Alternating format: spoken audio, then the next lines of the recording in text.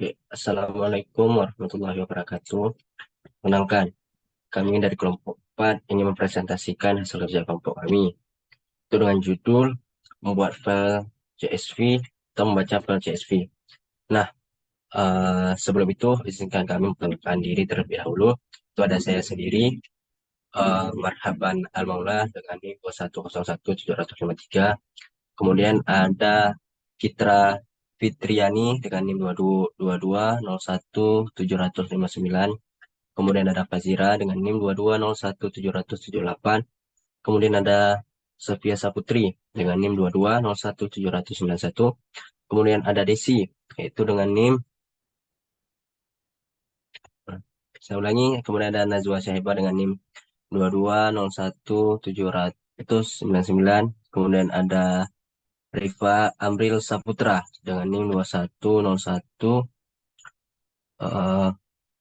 70194. Dan kemudian ada Desi. Nah, selanjutnya untuk pembacaan pertama itu akan dibacakan oleh teman saya yaitu Kitra. Kepada Kitra, waktu dan tempat dipersilahkan. Baik, yang pertama di sini ada definisi CSV itu. Yang pertama, pengertian dasar CSV adalah format file yang digunakan untuk menyimpan data dalam bentuk tabel, di mana setiap baris mewakili satu entry dan kolom dipisahkan oleh tanda koma. Kemudian ada fungsi utamanya. Format ini sering digunakan untuk pertukaran data antar aplikasi, memungkinkan pengguna untuk mengimpor dan mengekspor data dengan mudah antar spreadsheet, database, dan program lainnya. Kemudian ada kelebihan formatnya itu CSV ini memiliki keunggulan dalam kesederhanaan dan keterbacaan serta dapat dibuka dengan berbagai perangkat lunak, termasuk Microsoft Excel dan Google Sheet, menjadikan pilihan populer untuk pengolahan data. Nah, selanjutnya yaitu sejarah dan asal-usulnya. Nah, asal-usul format CSV ini pertama kali diperkenalkan pada tahun 1970-an sebagai cara sederhana untuk menyimpan dan mentransfer data sistem komputer, terutama dalam konteks pengolahan data. Kemudian pengembangan CSV itu sering dengan berkembang teknologi informasi, CSV ini menjadi semakin populer di kalangan pengguna dan pengembang karena kemudahan penggunaan dalam berbagai aplikasi termasuk spreadsheet dan database. Standarisasi CSV ini meskipun tidak ada standar resmi untuk format CSV, banyak aplikasi telah mengadopsi konvensi serupa, menjadikan format yang universal untuk pertukaran data di seluruh industri.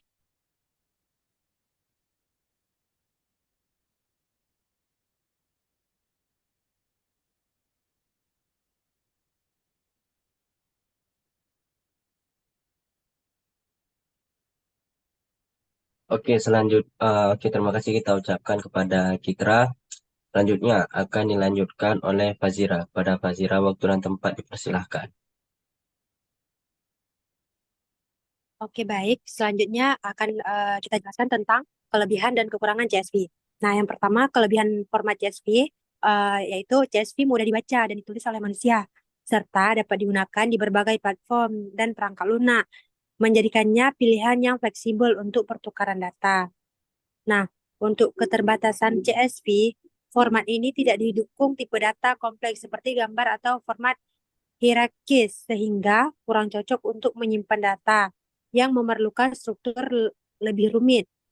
Nah, untuk masalah kompatibilitas, meskipun banyak aplikasi mendukung CSV, perbedaan dalam cara penanganan karakter khusus dan pemisah dapat menyebabkan masalah saat mentransfer data antar sistem yang berbeda. Selanjutnya, format umum CSV. Yang pertama, struktur dasar CSV.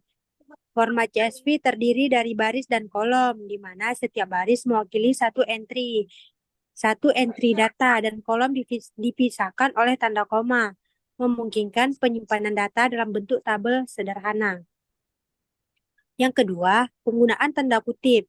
Untuk menghindari kebingungan dengan tanda koma dalam data, Nilai yang mengandung koma atau karakter khusus lainnya harus dibungkus dalam tanda kutip ganda, menjaga integritas data saat dibaca.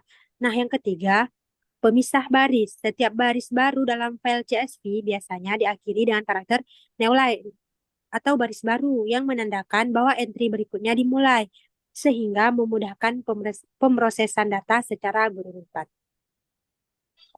Oke, terima kasih saya ucapkan kepada Fadira.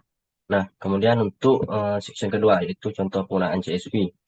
Nah, contoh file CSV sederhana, yaitu contoh struktur CSV. Sebuah file CSV sederhana dapat berisi data seperti nama, usia, dan kota dengan format yang terlihat seperti ini.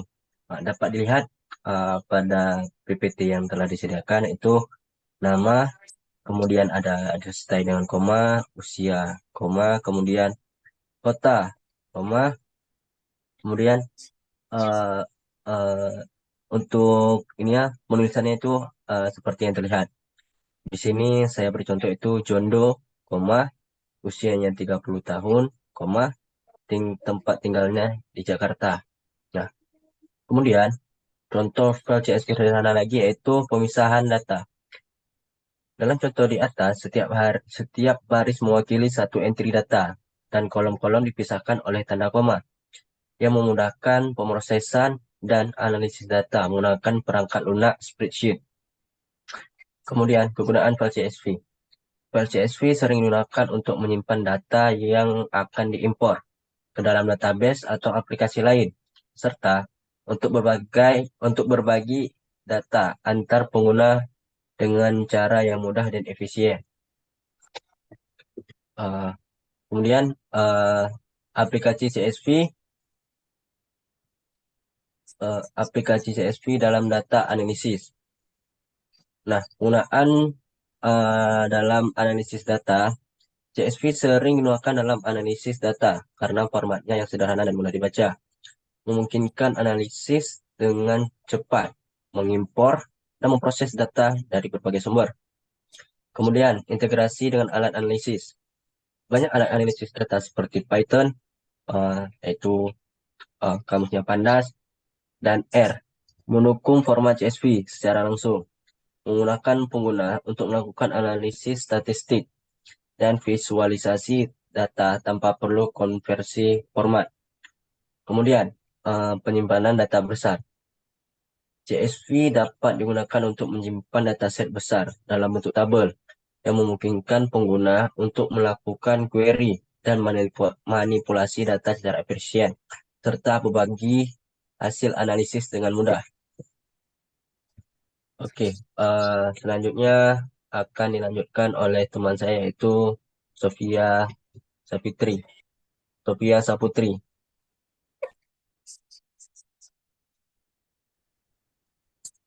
Nah, selanjutnya adalah contoh CSV dalam pemrograman.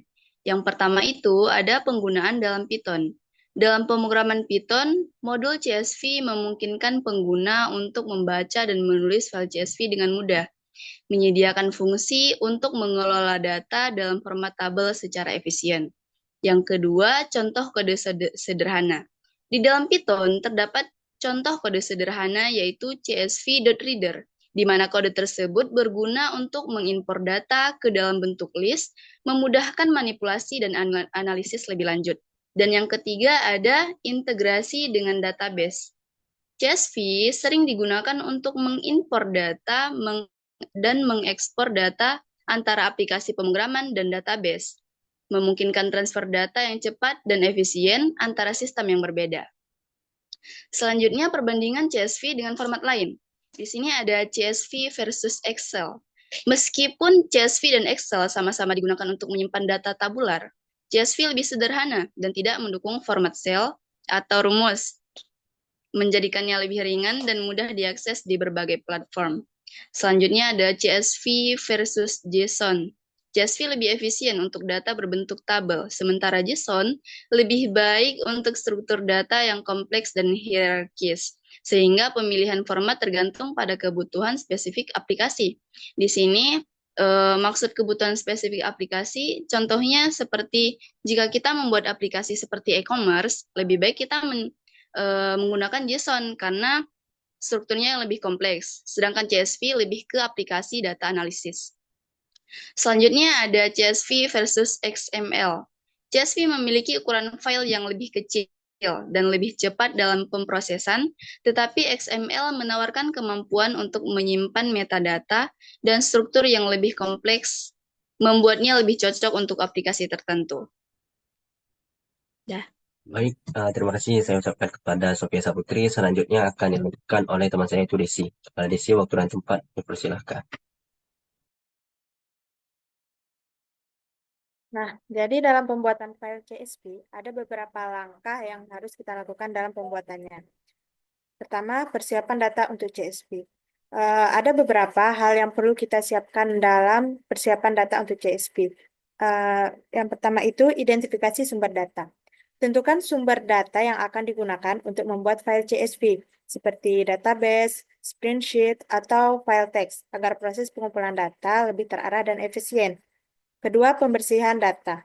Lakukan pembersihan data dengan menghapus duplikasi, memperbaiki kesalahan pengetikan, dan memastikan konsistensi format untuk meningkatkan kualitas data sebelum disimpan dalam format CSV. Selanjutnya, struktur data yang jelas.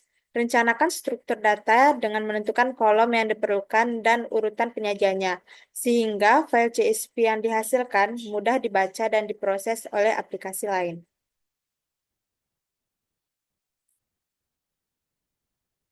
Kemudian, menggunakan software untuk membuat CSV. Pertama itu, pilih software yang tepat. Gunakan perangkat lunak seperti Microsoft Excel, Google Sheet, atau Notepad untuk membuat file CSV. Karena masing-masing menawarkan fitur yang memudahkan pengolahan data dalam format tabel.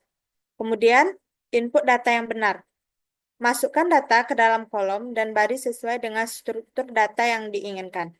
Pastikan tidak ada kesalahan pengetikan dan setiap kolom memiliki header yang jelas untuk memudahkan pemahaman data. Yang terakhir itu simpan sebagai CSV. Setelah selesai menginput data, pilih opsi simpan sebagai dan pilih format CSV atau nama file .csv. Pastikan untuk memeriksa pengaturan pemisah jika menggunakan software yang berbeda. Oke, baik. Terima kasih saya ucapkan kepada Desi. Selanjutnya akan dilanjutkan oleh teman saya itu Nazwa Syahibah. Pada Nazwa, waktu dan tempat dipersilahkan. Nah, selanjutnya itu menyimpan file dengan format CSV. Gimana sih cara nyimpan file dengan format CSV? Sebenarnya sama aja dengan file-file yang lain, cuman mungkin ada sedikit perbedaan di dalam kita memilih filenya tersebut. Dalam bentuk apa sih gitu. Nah, di sini ada langkah pertama, penyimpanan. Setelah data siap, buka perangkat lunak yang digunakan, seperti Microsoft Excel atau Google Sheet. Kemudian pastikan semua data telah diatur dalam format tabel dengan kolom dan baris yang jelas. Nah, yang kedua itu proses penyimpannya, yang dimana kita sebagai pengguna memilih opsi simpan sebagai dari menu file.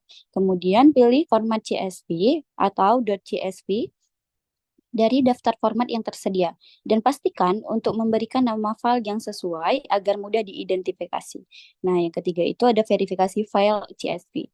Setelah menyimpan, buka kembali file tersebut menggunakan editor teks atau perangkat lunak spreadsheet untuk memastikan bahwa data tersimpan dengan benar dengan pemisah kolom yang tepat dan menggunakan tanda koma.